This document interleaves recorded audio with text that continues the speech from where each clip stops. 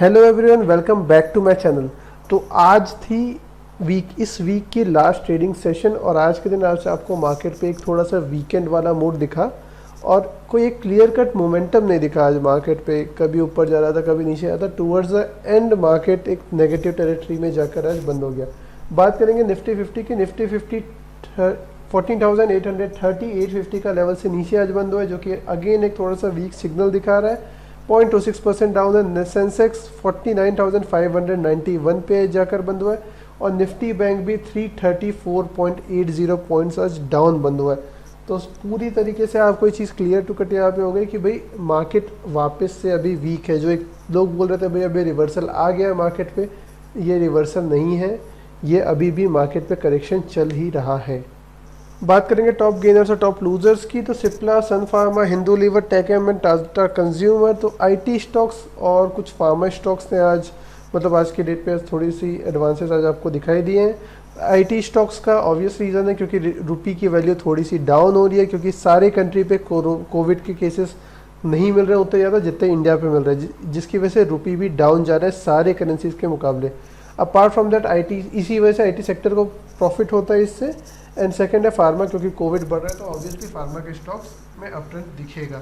उसके अलावा जो स्टॉक्स में थोड़ा सा रनअप हुआ था, अब उन पे थोड़ी सी प्रॉफिट बुकिंग टाइप का सिनेरियो देखने को मिला। अल्ट्राटेक सीमेंट और सीमेंट के जो सारे स्टॉक्स हैं आज towards the half of trading session positive pay थे, बट उसके बाद थोड़ी सी स्लाइटली प्रॉफिट बुकिंग आ गई, जिसकी वजह से वो लोग आज नेगेटिव टेरिटरी पे जाकर बंद हुए हैं।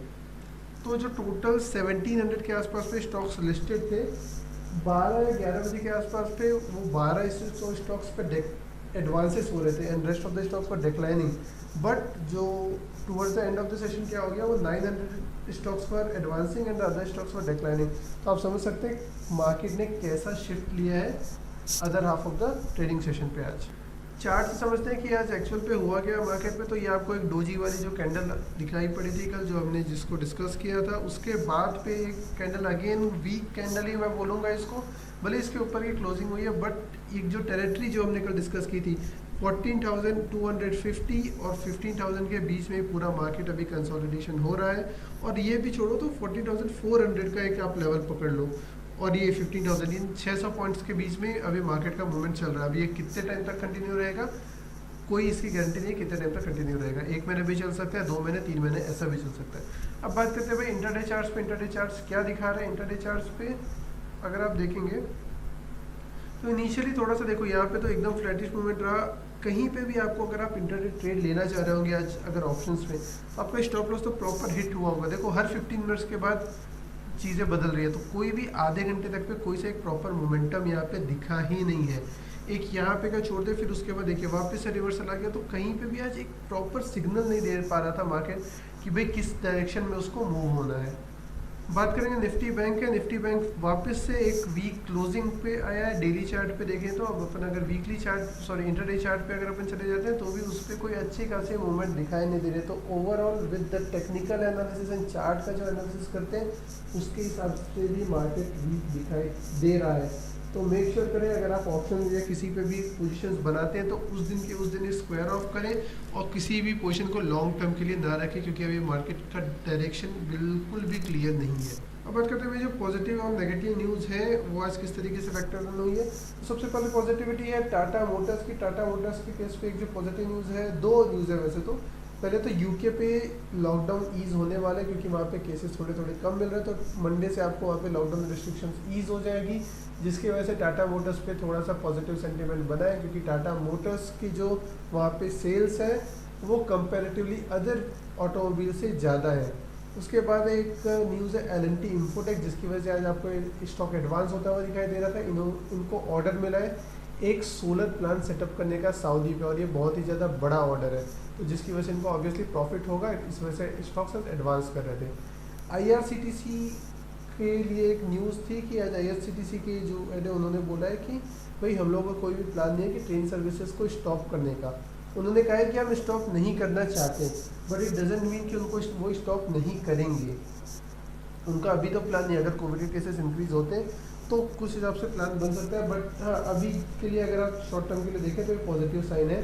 उसके अलावा IRCTC ने LIC पे LIC ने IRCTC पे 1.12% स्टेक बाई किया, तो LIC को भी भाई पॉजिटिविटी दिख रही है IRCTC में कि फर्दर ऊपर जा सकते हैं, इसीलिए LIC भी अपने पैसे IRCTC पे डाल रहे। तो again a good thing for IRCTC। तो अगर आपने इन्वेस्ट किया तो you can be remain invested getting the cues from LIC। Tata Motors के साथ पे एक और पॉजिटिव चीज़ है कि इनका जो चाइना पे जो नंबर आया व्हीकल सेल्स का जो डेटा है उस पर रिटेल पैसेंजर व्हीकल की जो सेल्स है 64% अप है ईयर ऑन ईयर। तो भाई चाइना पे तो चीज़ें वापस पहले जैसी हो रही है, सिर्फ अभी इंडिया पे ही प्रॉब्लम है अगर अपन ग्लोबली देखें तो it's a worrying signal for India. उसके बाद इंडियन बॉन्ड यील्ड 6% से नीचे गई है, ये 6 Feb पे लास्ट मतलब 6% से नीचे थी, उसके बाद से अभी तक एक भी बार ये नीचे नहीं गई है। तो एक ये पॉजिटिव सिग्नल है स्टॉक मार्केट के लिए कि भाई स्टॉक मार्केट पे हमको अब ज़्यादा और कैश का इन्फ्लो दिखाई देगा, क्योंकि जब बॉन्ड यील्ड कम होती है तो लोग स्टॉक मार्केट की तरफ भागते हैं। और अगर आपको बॉन्ड यील्ड और बॉन्ड मार्केट कैसे काम करता है अगर आपको ये जानना है तो मेक श्योर करें कि आप डिस्क्रिप्शन पे एक लिंक होगी उसको चेक करें, उस पर से आपको बॉन्ड मार्केट कैसे काम करता है आपको समझ पे आ जाएगा। अब देखते हैं कि अभी न्यू माइनिंग पॉलिसी पे क्या हो रहा है। तो new mining policy Karnataka government का अभी एक सर्कुलर आया है कि वो लोग न्यू माइनिंग पॉलिसी निकालेंगे इस मंथ के एंड तक पे। तो बहुत सारी एक्सपेक्टेशंस है इस पॉलिसी को लेके कि भाई कुछ माइनिंग रिस्ट्रिक्शंस है वो सारी चीज़ें ईज होगी, जिसकी वजह से मेजर बेनिफिशियरी रहेगा NMDC, क्योंकि उसकी माइनिंग जो भी आती है मेन बहुत सारी कर्नाटका से भी आती है। तो NMDC के स्टॉक्स पे आप थोड़ा सा एक वॉच लिस्ट पे ला सकते हैं कि भाई इस पॉलिसी का क्या असर होगा उस पर। कैडिला पे LIC ने, क्योंकि आज क्या LIC की जो क्वार्टरली स्टेटमेंट है वो रिलीज मतलब LIC ने किस किस पे स्टेक्स बढ़ाए वो पता चला है। तो कैडिला पे भी LIC ने स्टेक्स बढ़ाए हुए हैं 0.94% से 3.3% का स्टेक, 0.94% स्टेक था उनका, 3.34% उन्होंने स्टेक अभी कर लिया है। तो that's a good thing for Cadila, क्योंकि LIC को लगता है अभी फार्मा स्टॉक्स भी भागेगा एमिड Covid. So yeah, you can place your bets on Cadila as well, getting the cues from LIC। Negativity की बात करें, नेगेटिविटी तो बहुत सारी है। कोविड केसेस ऑब्वियसली बढ़ रहे हैं। जो ये जो कल की जो लिस्ट थी जहाँ पे लॉकडाउन और नाइट कर्फ्यू का सीन हुआ है उस पर यूपी गवर्नमेंट ने आज ज्वाइन किया है। अभी यूपी गवर्नमेंट पे भी मतलब यूपी स्टेट पे भी नाइट कर्फ्यू लग रहा है। तो that's again a worrying thing for India, क्योंकि अब धीरे धीरे नाइट कर्फ्यू लगेगा, फिर मे बी उसको लॉकडाउन पे कन्वर्ट करेंगे ये लोग आगे जाके। फर्टिलाइजर्स का प्राइस इंक्रीज नहीं करेंगे, ऐसा मिनिस्ट्री ऑफ फर्टिलाइजर ने, ministry of fertiliser not getting name but हाँ मिनिस्ट्री ने बोला है कि हम फर्टिलाइजर का प्राइस इंक्रीज नहीं करेंगे, क्योंकि इस पर फार्मर्स पे एडिशनल इम्पैक्ट जाएगा, क्योंकि ऐसे ही और उनकी अर्निंग कम हो गई है तो इससे और उनकी अर्निंग कम हो जाएगी। तो इससे फर्टिलाइजर स्टॉक्स को नुकसान देखने को मिलेगा।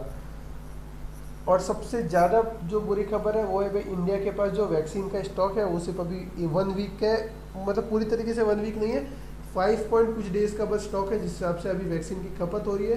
तो अब देखना पड़ेगा कि इंडियन गवर्नमेंट क्या करती है, कैसे करती है इस चीज़ को ओवरकम करने के लिए, क्योंकि अभी ऑलरेडी एक तो कोविड के केसेस इंक्रीज हो रहे हैं और अगर वैक्सीन का स्टॉक खत्म हो जाएगा तो it's a problematic situation for India.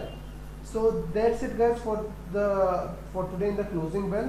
Make sure करें कि आप इस चैनल को सब्सक्राइब करें अगर आप इस चैनल पर नए हैं, और अगर आपको वीडियो पसंद आए तो आप वीडियो को लाइक करें। कल पे एक बेसिक ज्ञान का जो एक पार्ट 2 का वीडियो है कि अगर आपके लिए बैंक ज़्यादा सेफ है या स्टॉक मार्केट, आपको अपने पैसे किधर डालने चाहिए, तो इसका पार्ट 2 का वीडियो कल आ जाएगा। तो मेक श्योर करें आप वो वीडियो को देखें और अपने फ्रेंड्स एंड फैमिलीज के साथ पे शेयर करें जो स्टॉक मार्केट पे नहीं आए हैं या जो स्टॉक मार्केट पे बहुत ही ज़्यादा नए हैं उनके लिए। Thank you, bye bye for now.